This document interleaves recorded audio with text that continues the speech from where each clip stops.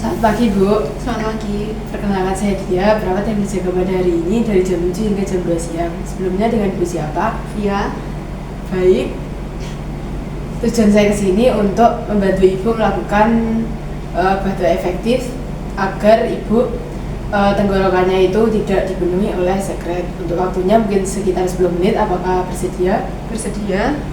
Baik, ini Bu untuk tisunya sebagai penutup saat batu nanti. Iya. Nah, yang pertama Ibu bisa mengambil nafas melalui hidung selama 4 detik seperti ini. Kemudian tahan selama 2 detik, lalu hembuskan melalui mulut. Seperti itu. Diulangi selama 3 kali ya, Bu. Iya. Ya, silakan.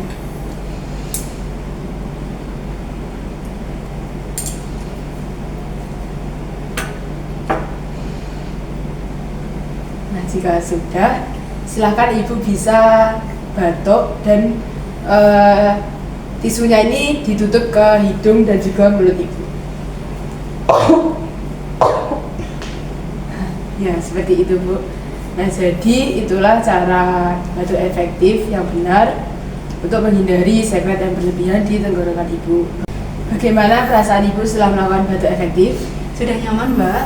Alhamdulillah. Jika Ibu membutuhkan bantuan, silakan Ibu bisa memanggil saya di ruang perawat ya. Iya. Ya, terima kasih.